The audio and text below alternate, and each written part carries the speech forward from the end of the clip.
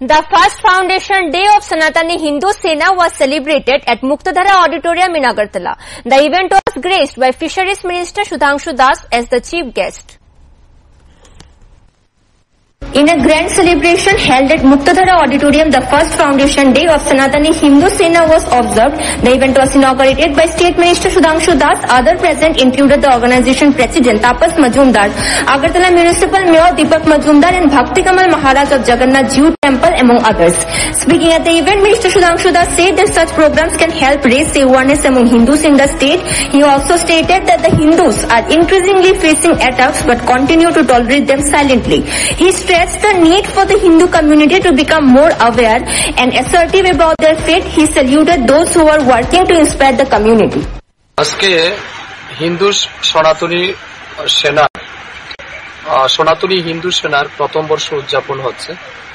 আজকের এই বিশেষ অনুষ্ঠানে যার বিশেষ উদ্যোগে এবং আন্তরিক প্রচেষ্টায় এই অনুষ্ঠান হচ্ছে, তিনি আমাদের বিশিষ্ট ব্যক্তিত্ব তাপস মজুমদার, যার নেতৃত্বে সনাতনী হিন্দু সেনা গড়ে উঠেছিল আজ থেকে 1 বছর আগে।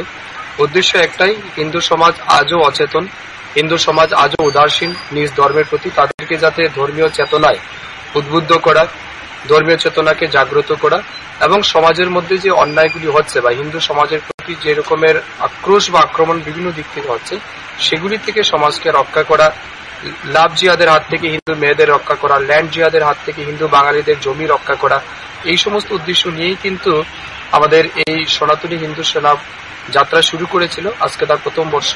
আমি তাদের সমস্ত সদস্যদের হৃদয়ের গভীর থেকে অনেক শুভেচ্ছা অভিনন্দন জানাচ্ছি এবং ধন্যবাদ, কৃতজ্ঞতা জানাচ্ছি তাদের প্রতি যে আজ স্বার্থবাদী সমাজ ব্যবস্থায় তারা নিঃস্বার্থভাবে এগিয়ে এসে সমাজের জন্য কিছু করার দায়িত্ব নিয়েছে, সমাজের জন্য, ধর্মের জন্য তারা এগিয়ে এসেছে।